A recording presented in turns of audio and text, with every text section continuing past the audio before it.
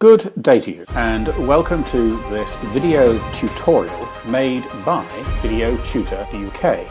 What we do here is to make tutorial videos for a variety of clients, but this series of tutorial, known as the InHouse series, is made for our own media team. These are the folk who use the various tools that we have invested in to create tutorial videos which are always in British English and mostly involve a British English accent, which generally is the accent preferred by people from many different English-speaking countries who, for whatever reason, find American English can sometimes not be clear, and likewise Australian English and Indian English and so on. Whereas, as the BBC World Service has demonstrated, the British English accent is generally felt to be understandable by anybody. And so VTUK create tutorial videos almost entirely in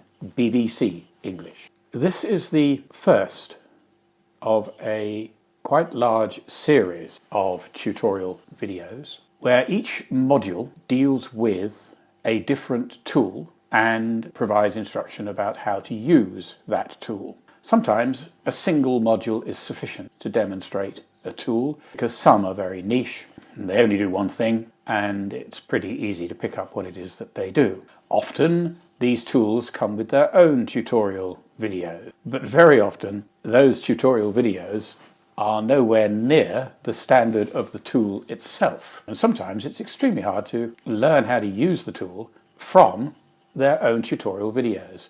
And so in that situation, we make our own tutorial videos for the benefit of our media team, and sometimes the media teams of our clients. In this first module in this series, we're going to start at the very beginning. Every tutorial video has an intro, sometimes even 2 or 3 intros buckled together. An intro being a short 10 seconds or so video that contains such as the title of the video, the organization that it is being produced for, and so on. And there are also outro videos that go at the end saying goodbye. We have not found it worthwhile making our own intro videos. They need to be professional to set the scene, and they are best if they are something of a breath of fresh air. It's a very specialized area. And so, just as we use tools to do everything, we use a tool to create intros.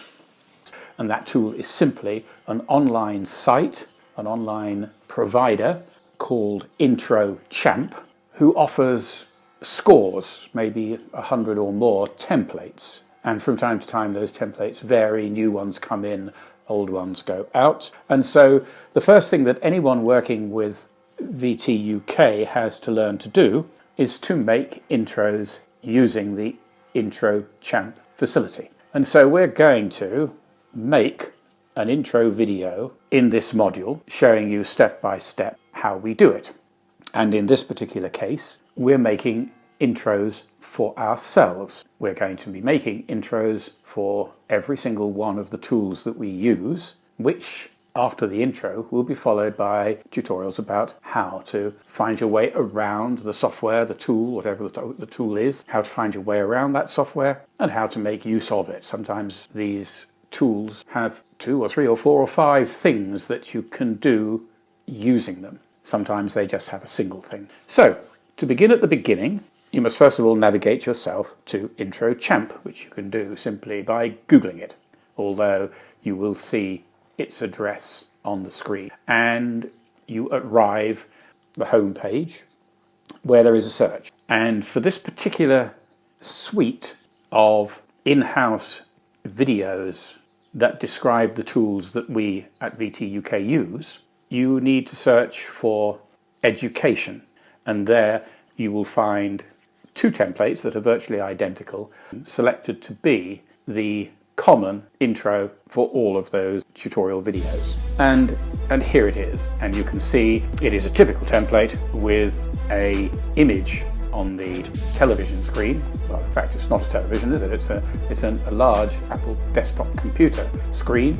That image can, of course, be changed, and then the heading and the subheading and the text and another field can all be added. And there is a soundtrack. We generally don't mess around with the soundtrack. We just use whatever the default is, because we will almost inevitably be deleting the soundtrack when we use the intro and replacing it with something of our own, which might be a background music theme that runs throughout the whole of the tutorial video, or we might speak over the intro. So it's pretty self-evident how to modify the template with the content that you want.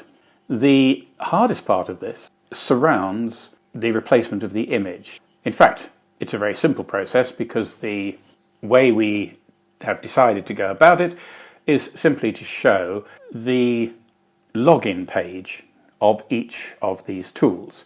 And so in order to do that, all that is necessary is to log into the software without actually pressing the login button, and then take a screenshot of that login page.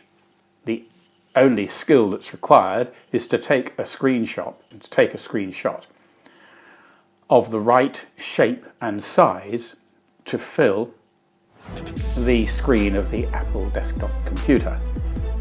And if you get it wrong and your picture is too small, then it doesn't look good, it doesn't fill the screen. But when you get it right and it fills the screen, it leads to a very pleasant looking intro. And so, once you're happy with your handiwork, all that remains to do is to click the Order Now button. Until you reach that point, then you can see there is a Try Again button, and round you may have to go until you have got it perfect in your own view. The payment process is very simple. We use PayPal, and we will have come to some arrangement with you for purchasing the intros that you create. We have a discount code because of the number of intros that we produce with Intro Champ. So that code must go in, which brings the price down to $3 each. And once the order has been placed, you will see a screen telling you that the process of creating the intro is underway.